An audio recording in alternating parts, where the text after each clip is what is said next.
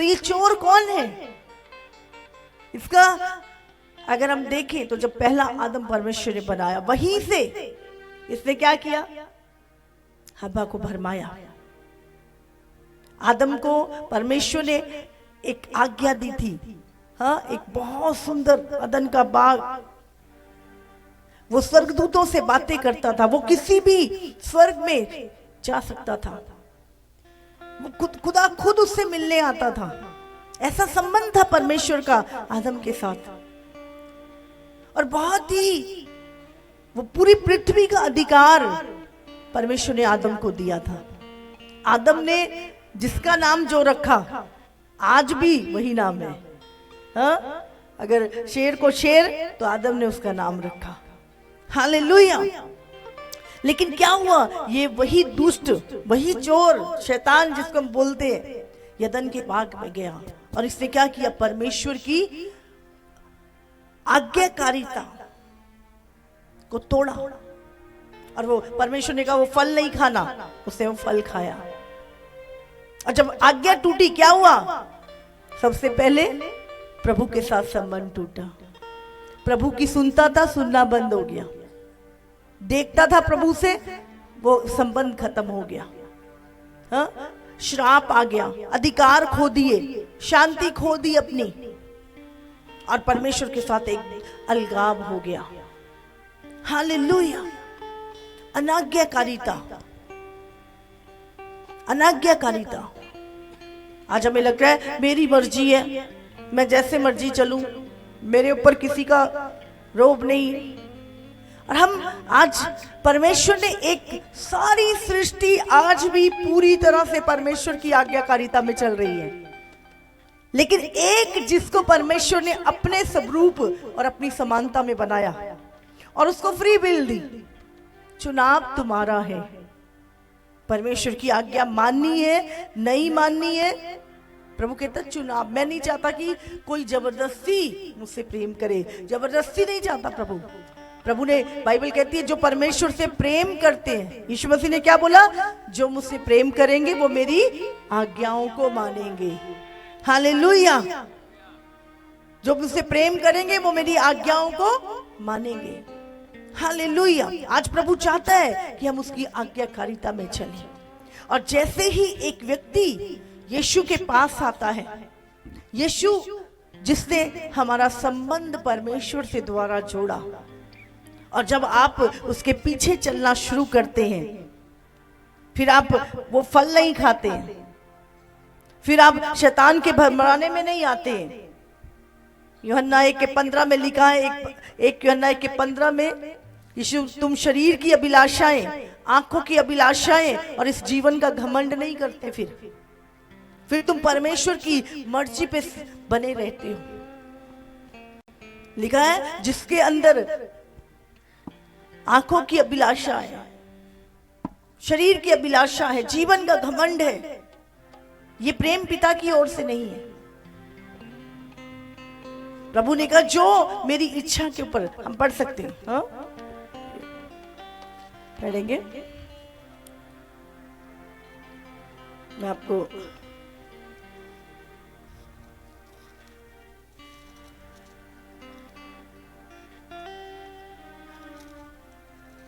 Hallelujah. पत्री यहाँ पे लिखा है 2, यूहन्ना की पहली पत्री है, उसका 2:15 में लिखा है, तुम ना तो संसार से और ना संसार में की वस्तुओं से प्रेम रखो। यदि कोई संसार से प्रेम रखता है तो उसमें पिता का प्रेम नहीं है। समझ आ रही है आपको? जो संसार से प्रेम रखता है, संसार की चीजों से प्रेम रखता है, उसमें पिता का प्रेम नहीं है। क्योंकि जो कुछ संसार से है, अर्थात क्या है संसार से? शरीर की अभिलाषा और आंखों की अभिलाषा और जीविका का घमंड, हाँ, वह पिता की ओर से नहीं परंतु संसार ही की ओर से है। यहाँ पे लिखा है कि शरीर की अभिलाषा, आंखों की अभिलाषा और जीविका का घमंड, जीवन का घमंड, मेरे पास ये है, मेरे पास ये है, घमंड। प्रभु कहता है ये पिता की ओर से नहीं है परंतु संसार की ओर से है। आगे पढ़ेंगे। संसार और उसकी अभिलाषाएं दोनों मिटते जाते हैं, पर जो परमेश्वर की इच्छा पर चलता है वह सर्वदा बना रहेगा। जो परमेश्वर की इच्छा पे चलता है वो सर्वदा बना रहेगा। हालेलुया।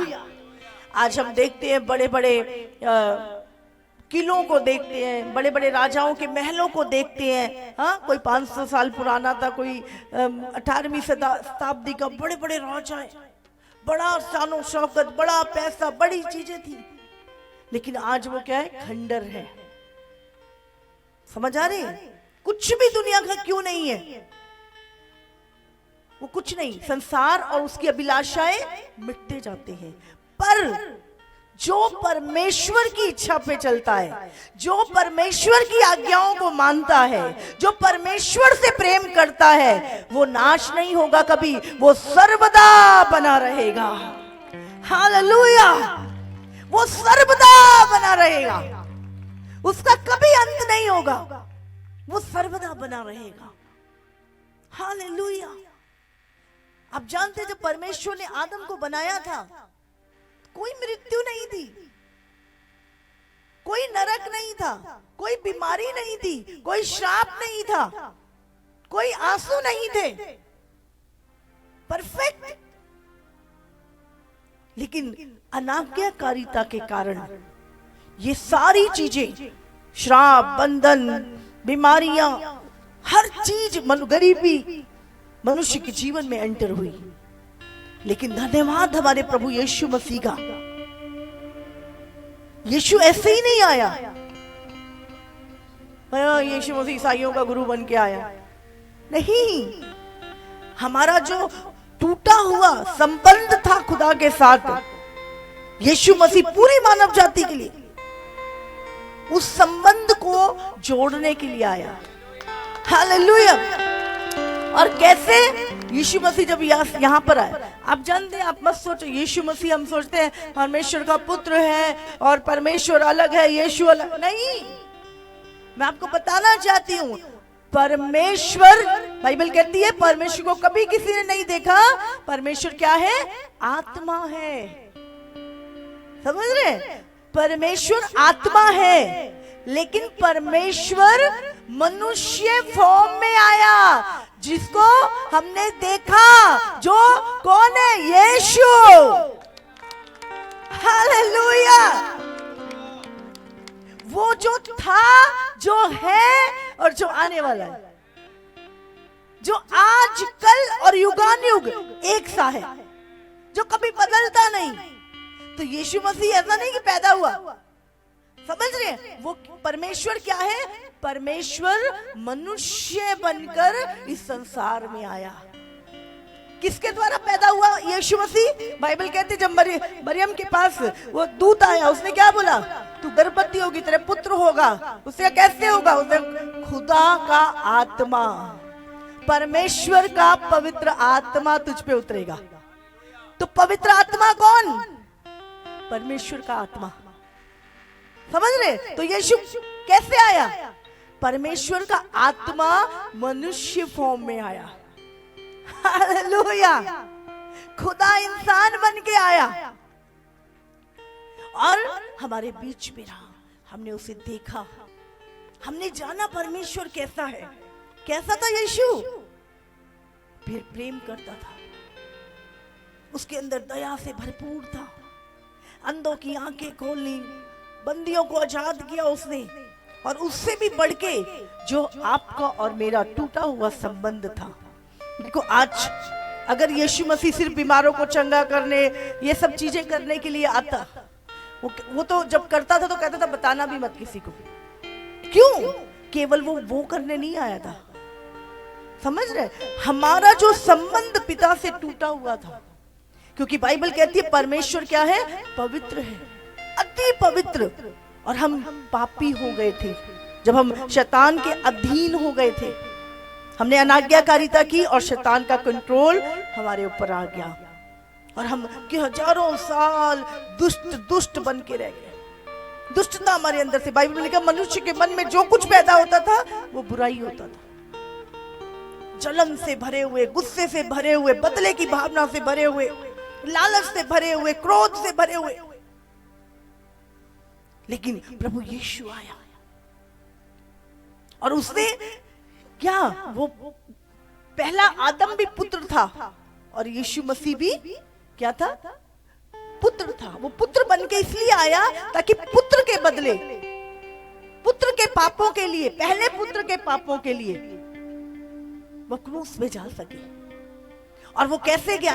आज्ञाकारिता के द्वारा। यीशु जब इस मनुष्य बन के आया तो उसने वो सारी व्यवस्था को पूरा किया, सारी आज्ञाओं को माना और परमेश्वर की जो इच्छा थी जिसके लिए उसने भेजा था उसने उसे पूरा किया।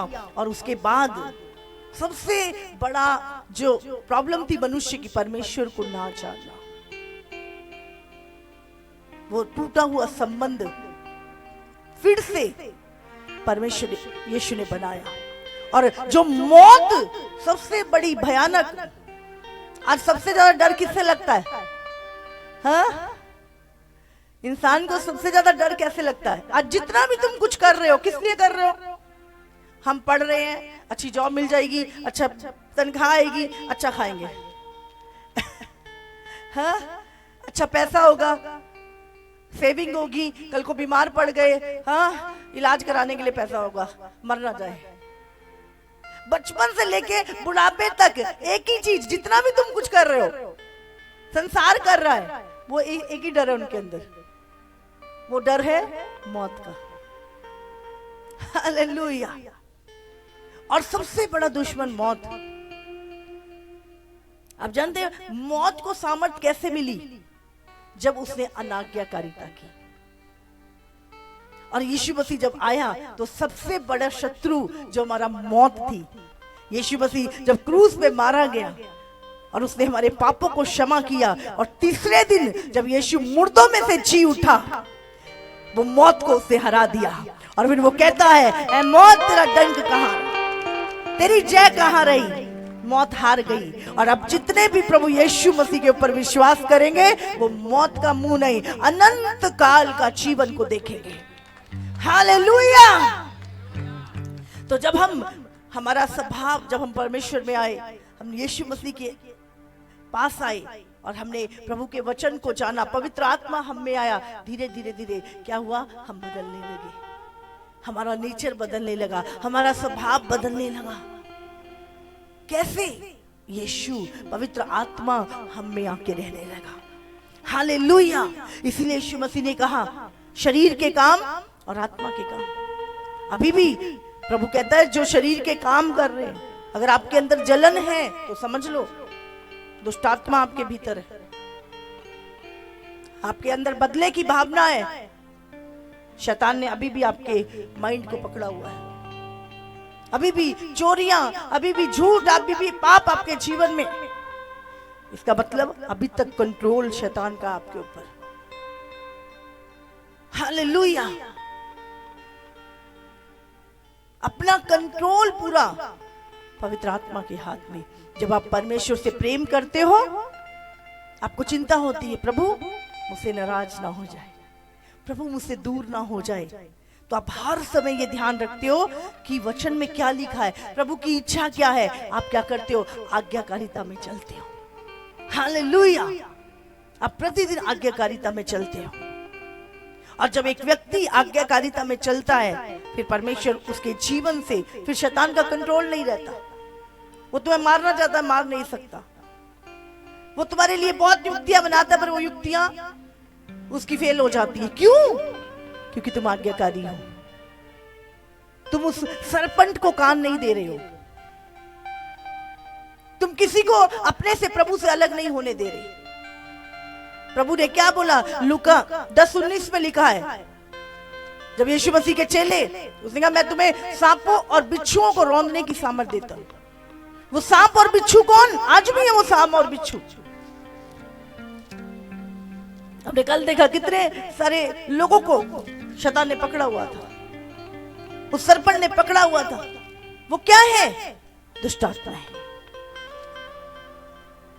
सांप और बिच्छू ये नहीं जो रेंग रहे, वो दुष्ट आत्माएं हैं जो अलग अलग स्थानों पे रहती हैं। बाइबल में क्या लिखा? तुम्हारा युद्ध लहू और मांस से नहीं, पर अंधकार की शक्तियों से है जो आकाश में है।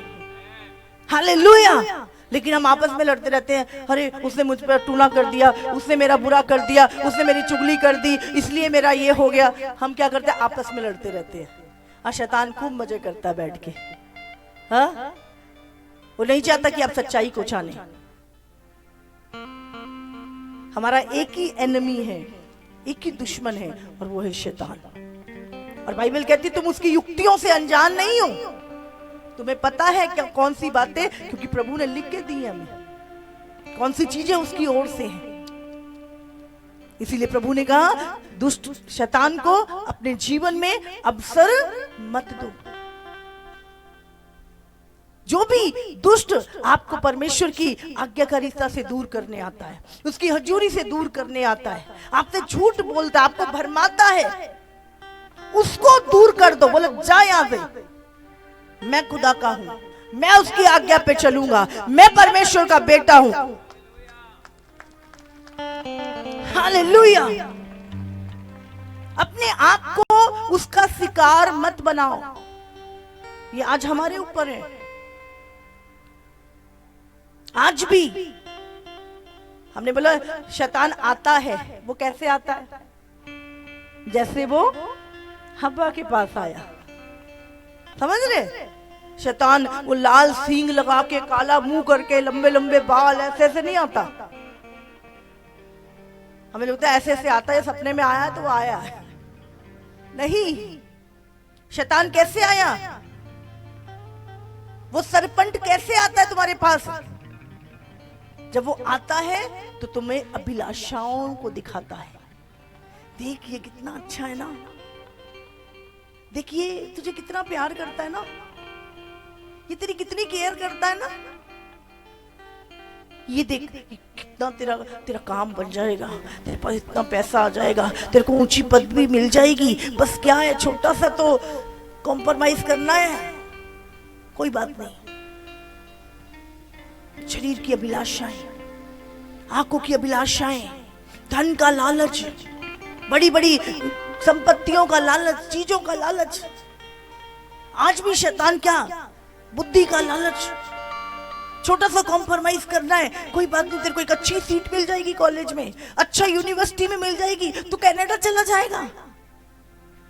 हम समझ नहीं पाते कि एक आज्ञाकारी मसीह व्यक्ति, प्रभु को भय मानने वाला, प्रार्थना करने वाला, प्रभु से प्रेम करने वाला, जिसके पास रोज पवित्र आत्मा आके बैठता है, बातें करता है। अब शैतान कहता है ये तो प्रभु की हजूरी में रहता तो खतरा है मेरे लिए। प्रभु इस विश्वास योग्य व्यक्ति को अब कुछ कुछ तो सौंपेगा, अब परमेश्वर की ये इच्छा पूरी करेगा। चलो, हाँ, सुंदर सा एक लड़का, सुंदर सी एक लड़की भेजता उसके ऊपर, उसे लस्ट में डालने के लिए। ये नहीं काम करा, ज्यादा प्रार्थना करती है ना, इसमें नहीं गिरेगा।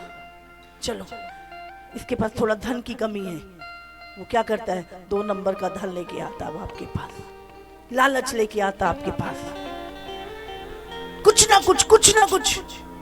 तू बहुत बुद्धिमान हो जाएगा, तेरा बड़ा नाम हो जाएगा, तेरा परिवार ठीक हो जाएगा, पता नहीं क्या क्या लालच वो हमें हब्बा के समान दिखाता है। हाँ, ये फल तो देखने में भी सुंदर है, खाने में भी मन भाऊ है, बुद्धि देने के भी चाहने, आजकल ये चीजें। और यही लालच आज भी वो सरपंट, वही सांप की दुष्ट आत्माएं आज भी लोगों को वही लालच देती हैं। किस लिए देती हैं? ताकि तुम्हें परमेश्वर की हजूरी से बाहर निकाल दे, तुम्हें परमेश्वर की बिल से बाहर निकाल दे। और जब तुम उनका कहना मानते हो, कॉम्प्रोमाइज कर लिया, फिर वो क्या करता है, ले अब तो ये मेरा ही है। फिर वो सारी जिंदगी तुम्हारे ऊपर कंट्रोल करता है, तुम्हारे बच्चों पे कंट्रोल करता है, तुम्हारी हेल्थ पे कंट्रोल करता है, और धीरे धीरे वो तुम्हें घुन के समान खाता जाता है, घात लगा के, और फिर एक दिन पूरा नाश कर देता है। फैमिलियां नाश हो जाती, परिवार नाश हो जाते हैं, बच्चे नशे में चले गए, हाँ, कोई पाप में चला गया, और हम देख रहे हैं, ओ प्रभु तू कहाँ है, प्रभु कहता मैं भी एक दिन कहता था आदम तू कहां है। प्रभु हमसे पूछ रहा होता, हम प्रभु से पूछ रहे होते। आपको याद रखना है, कितना भी कुछ कर लो, इसीलिए बाइबल कहती है जो परमेश्वर की इच्छा पे चलता है वो सर्वदा सर्वदा इस संसार में भी और अनंत काल के लिए सर्वदा बना रहे। हालेलुया। आज आपको दुष्ट की चालों को पहचानना है और उसको अपने जीवन में मौका मत दो। उसने अनंत काल का अनंत काल तुम्हारा खराब कर दिया था। मौत की, विनाश की, आग की खाई में, झील में हम जा रहे थे। धन्यवाद उस प्रभु का, उसके प्रेम का, उसकी दया का कि उसने यीशु को भेजा। यीशु इस संसार में आया और उसने फिर से वो जो बंद दरवाजा था स्वर्ग का हमारे लिए फिर से ओपन किया। हालेलुया। और इस बार व्यवस्था नहीं दी प्रभु ने, इतनी सारी आज्ञाएं जो इस्राएलियों को माननी होती थी। अब प्रभु ने क्या बोला, तू मुझसे प्रेम कर। और हम नहीं चल सकते थे, प्रभु को पता है। पुराने वाले इजरायली भी नहीं चल सके, यहूदी नहीं चल सके, तो प्रभु ने क्या किया, अब चल, मैं तुझे अपना ही आत्मा देता हूं, वो तेरी मदद करेगा तो तू चल पाएगा। उसने पवित्र आत्मा दिया आपको और मुझे। हालेलुया। कितने ने पवित्र आत्मा की सामर्थ को कल देखा, महसूस किया अपने जीवन में? हाँ, देखो कितने हाथ उठे हैं। पवित्र आत्मा हमारे बीच में, वो हर दिन हर समय हमारा लाइफ कोच है, जो हमें बचाता है, हर चीज से हमें गाइड करता है। याद रखो, अपनी आपको ध्यान रखना है उस सांप की चालों को। कोई भी आया और आपको भरमा के चला गया, आपका प्रभु के साथ संबंध खराब करके चला गया, आपकी प्रेयर लाइफ खराब, आपकी हर चीज ईमानदारी खराब करके चला गया, नहीं चाहिए ऐसा पैसा में, नहीं चाहिए ऐसी चीजें हमें जो हमें खुदा से दूर करे। वो चीजें लिखा है, शरीर और उसकी अभिलाषाएं, संसार और उसकी अभिलाषाएं एक दिन क्या होंगी, खत्म हो जाएंगी, मिट जाएंगी, सब कुछ मिट जाएगा। लेकिन जो प्रभु की इच्छा पे बना रहेगा वो सर्वदा सर्वदा जीवित रहेगा। हालेलुया। आज हम जानते हैं संसार किधर को जा रहा है, वर्ल्ड किधर को जा रहा है। जरूरतें सबकी सेम है, बट अभिलाषाएं क्या कर रही है, हमें प्रभु से दूर कर रही है। शैतान झूठ बोलता है। क्या आदम और हव्वा की आंखें खुली थी? नहीं खुली थी। अंधा बनाया था उनको? नहीं। तुम्हारी आंखें खुल जाएंगी। उनको क्या बोलना था, हमारी ऑलरेडी खुली है, तभी तो तुझे देख रहे हैं। ये फल अच्छा है, उन्होंने बोले सारे फल ही हमारे हैं, एक ही किया है मना तो क्या हो गया। उनको जवाब देना था उसको, लेकिन क्या हुआ, उसकी बातों में आ गए, क्योंकि रोज उसी की सुनते थे। आज भी विश्वासी भी आज संसार की ज्यादा सुनते हैं, खुदा की कम सुनते हैं। इसीलिए उस धीरे धीरे धीरे धीरे वो पूरा एक दिन ले जाता है लोगों को।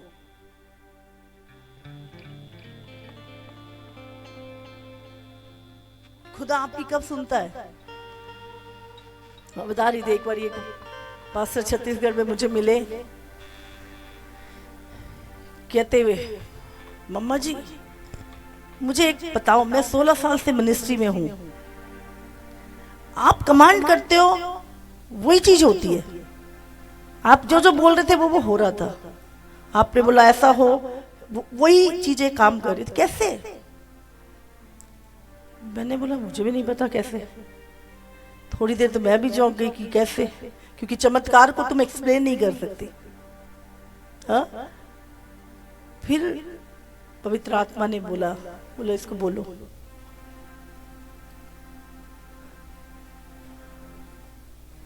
मैंने उसे एक ही जवाब दिया, मैंने कहा मैं हमेशा उसकी सुनती हूं और वो मेरी सुनता है। जब आप उसकी सुनोगे तो वो आपकी सुनेगा। जब आप उसकी नहीं सुनोगे, फिर जितनी फास्टिंग करनी है कर लो, जितने प्रार्थनाएं करनी कर लो, नहीं सुनेगा वो। जहां पे खुदा की ना है, तुम्हारा बहुत फायदा नजर आ रहा है तुम्हें, ना करो उस चीज को।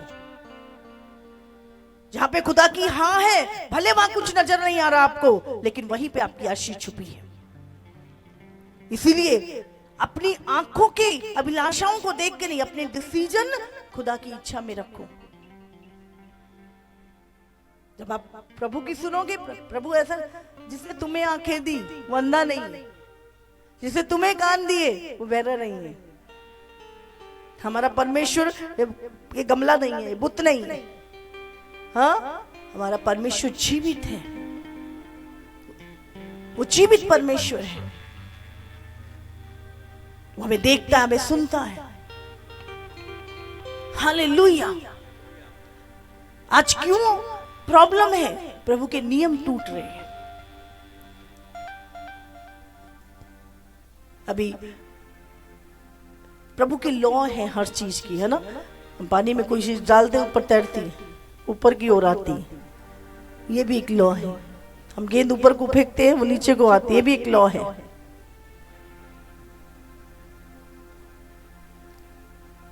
परमेश्वर की हर एक चीज का एक नियम है, पूरी सृष्टि के लिए उसने नियम बनाए हैं। तो क्या मनुष्य को ऐसे छोड़ दिया?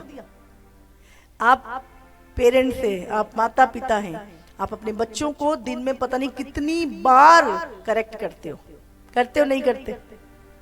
क्यों करते हो? क्योंकि आपको पता है मेरा फर्ज है इसको, अगर मैं नहीं सिखाऊंगा तो बेइज्जती मेरी होनी है। हाँ? और ये क्या होगा, बड़े होके निकम्मा बनेगा।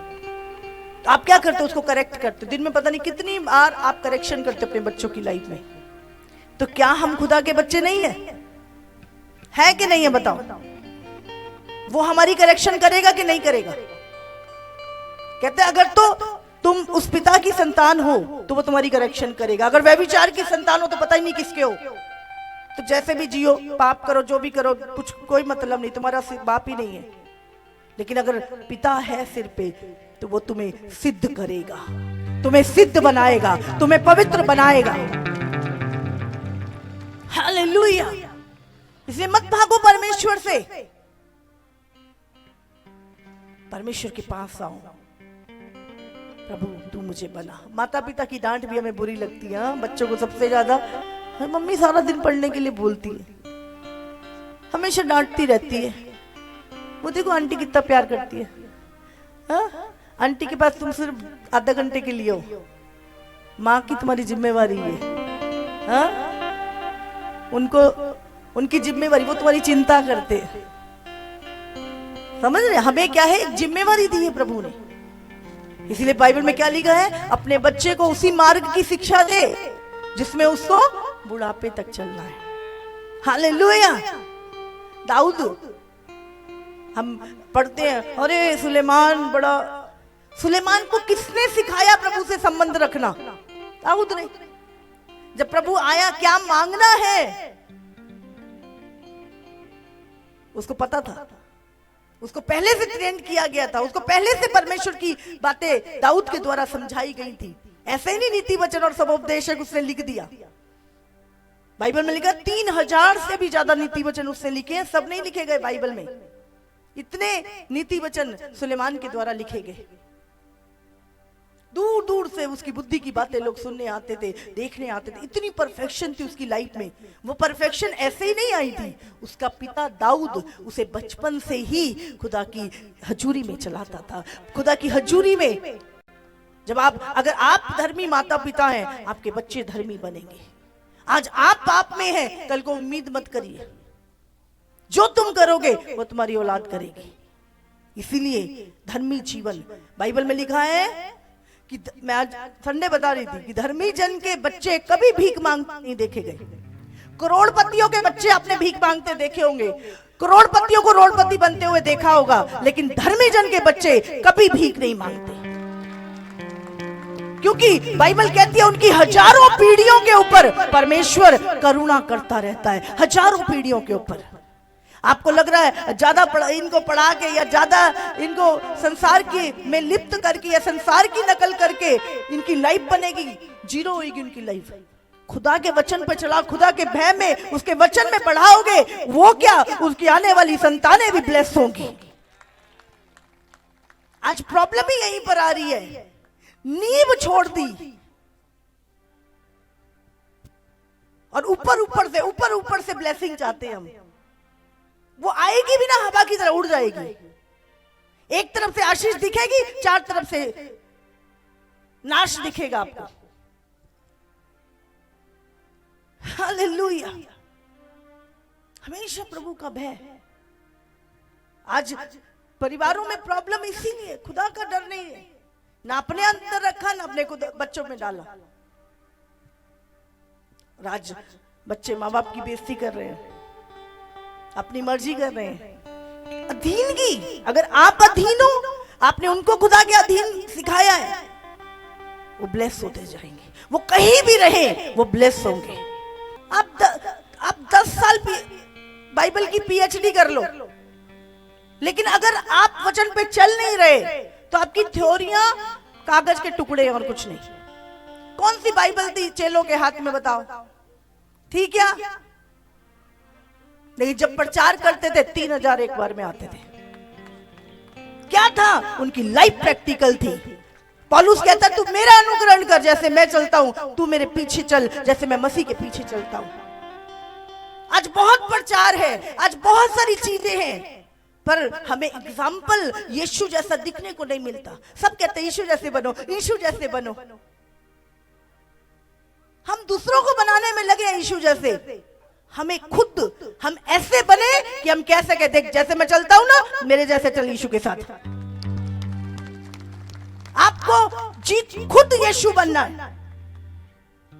आप ही परमेश्वर के पुत्र हैं, वो पहलौठा है, उसके बाद आप हैं। आपके अंदर यीशु दिखाई दे। पौलुस क्या कहता है? बाइबल उठाने से हम लोग धर्मी नहीं बने। उन्होंने बोला तुम पत्री हो, लोग तुम्हें पढ़ेंगे, तुम मेरी पत्री हो। हालेलुया। अब 4 घंटे बाइबल पढ़ के 2 घंटे प्रार्थना कर ली और उसके बाद फिर तुमने अपनी मर्जी करी। तुम्हारा जो मन करा तुमने फोन पे देखा, जो मन किया तुमने बातें करी, जैसे मर्जी तुम चले। कोई फायदा नहीं तुम्हारी 6 घंटे की प्रार्थना। मत करो 1 घंटा भी प्रार्थना। तुम्हारी लाइफ प्रार्थना बन जाए, तुम्हारा चलना प्रार्थना बन जाए, तुम्हारा पूरे दिन और रात तुम्हारी जीवन प्रार्थनाएं बन जाए, तुम्हारी सोच प्रार्थना बन जाए। तुम्हें पता हो कि खुदा क्या करना है और क्या नहीं करना। हालेलुया। 24 घंटे खुदा आपको देख रहा है। 24 घंटे हमारा हर काम नोट हो रहा है। मलाकी 4 में लिखा है कि यहोवा के भय मानने वालों ने आपस में बातें की और यहोवा ध्यान धर के उनकी सुनता था, और उनके निमित्त एक पुस्तक लिखी जाती है। और एक दिन आएगा जब परमेश्वर जो उसकी इच्छा पे चलते हैं और जो नहीं चलते, एक दिन आएगा जब प्रभु फर्क दिखाएगा। हालेलुया। प्रैक्टिकल जीवन प्रभु के साथ। बहुत धार्मिकता का चोला पहनने की जरूरत नहीं है। 24 घंटे चोला पहनते तो थोड़ी देर बाद उतर भी जाता, लेकिन अगर अंदर से हो गए ना तो दिन में हो रात में हो, कोई तुम्हें 2 बजे भी देख रहा है, तुम्हें 3 बजे भी देख रहा है, तुम्हें 12 बजे भी देख रहा है, सुबह 6 बजे भी देख रहा है, तो तुम धर्मी हो तो हो। हालेलुया। आज भी वो दुष्ट आदम के पीछे, आदम को गिराने के लिए किसके पीछे गया? हब्बा के। हब्बा कौन थी? आदम की पत्नी। और यीशु अंतिम आदम। अंतिम आदम कौन है? जो स्वर्ग से आया, यीशु। उसकी पत्नी कौन है? बोलो। और आज शैतान किसके पीछे पड़ा है? यीशु की दुल्हन के पीछे। अंतिम आदम की दुल्हन के पीछे उसको भरमा रहा है। और कैसे भरमा रहा है? वही पुरानी ट्रिक, शरीर की इच्छा, आंखों की इच्छा, जीविका का घमंड, बुद्धि पाने के लिए वही पुरानी, उसके पास कोई नई नहीं है, वही पुरानी चीजें हैं। और वो उसकी अंतिम आदम की पत्नी जो कलीसिया है, जो चर्च है, जिसको लेने यीशु मसीह बहुत शीघ्र आ रहा है, उसको भरमाने के लिए उसने पूरी जोर से मेहनत लगाई हुई है। हालेलुया। समझ नहीं आ रहा हम कर क्या रहे हैं, क्योंकि दूसरा कर रहा है इसलिए मैं कर रहा हूं। उसने किया तो मैं भी करूंगा, वो व्यक्ति कनाडा गया तो मैं भी जाऊंगा, उसका बच्चा वहां गया तो मेरा भी जाना चाहिए। समझ ही नहीं आ रहा हम क्या कर रहे हैं। आपको याद रखना है, आपका सुख, आपकी भरपूरी खुदा के कलाम में और उसकी इच्छा पे चलने के द्वारा आपको मिलेगी, संसार की रीति पे चलने से नहीं मिलेगी। हालेलुया। आपको हर दिन आपको पता होता है क्या प्रभु की इच्छा और क्या नहीं है, भले उसमें आपका फायदा छुपा है, आप ठुकराते हो फिर उसको। शैतान पता नहीं कितने लालच में, एक दिन बता रही थी बच्चों, मैंने कहा रोज पता नहीं कितना तो धन साइड में करना पड़ता है, कितनी जीवन की अभिलाषाएं जो सामने आती है साइड में, फिर जाके कहीं यीशु का चेहरा दिखता है। उस चेहरे को देखने के लिए आपको कितना कुछ अपने साइड से हटाना पड़ता है, आप सोच नहीं सकते। समझ आ रही है? शैतान प्रतिदिन एक नई चीज आपके सामने रखता है ताकि वहां से नजर हटके वहां पे लग जाए आपकी, प्रतिदिन। हालेलुया। और अब तो उस अदन के बाग में अगर हवा गिर सकती है, तो अब तो हम बिल्कुल एंड के भी एंड समय पे है, जब एंटीक्राइस्ट का प्रकट होना है। अब तो चारों तरफ अभिलाषाएं ही अभिलाषाएं हैं, पाप ही पाप है। अब बचना कितना मुश्किल है, लेकिन धन्यवाद प्रभु का कि उसने अपना आत्मा हमें दिया, अपना जीवित कलाम हमें लिख के दिया, ताकि हम उस आत्मा के द्वारा चल सके और उसको पढ़ के रोज उसकी इंस्ट्रक्शन को फॉलो कर सके। हालेलुया। ये समय है दान और दशमांश का। भाई बहन जो हमारे साथ ऑनलाइन जुड़े हैं, वो अपने बीज परमेश्वर के राज्य में ऑनलाइन माध्यम से बो सकते हैं। आपकी स्क्रीन पर कंचन मित्तल मिनिस्ट्रीज़ की बैंक खाते की जानकारी दिखाई जा रही है। आप नेट बैंकिंग के द्वारा अपनी भेंट दे सकते हैं। आप स्क्रीन पर दिखाई जा रही QR कोड को स्कैन करके जीपे, पेटीएम, भारत पे, फ़ोन पे आदि के द्वारा भी अपनी भेंट परमेश्वर के उपजाऊ भूमि में बो सकते हैं। अधिक जानकारी और अंतर्राष्ट्रीय दर्शक बीज बोने के लिए 9115747771 पर संपर्क करें। आपका बोया हुआ हर बीज सुसमाचार के कामों के लिए इस्तेमाल किया जाता है और आपके सभी योगदान परमेश्वर के भवन के निर्माण, अनाथों, विधवाओं और बेघरों की सुधि लेने जैसे सामाजिक कार्यों के लिए इस्तेमाल किया जाता है। www.kanchalmittal.com या फिर हमारी मोबाइल एप्लीकेशन KMM से अधिक जानकारी प्राप्त कर सकते हैं। जैसे कि आपको पता है कि कंचन मित्तल मिनिस्ट्री में मीडिया के माध्यम के द्वारा बहुत से कार्य होते हैं। आप मीडिया के पार्टनर बन सकते हैं और आप कंस्ट्रक्शन पार्टनर भी बन सकते हैं। परमेश्वर के भवन को बनाने में आप अपना सहयोग दे सकते हैं।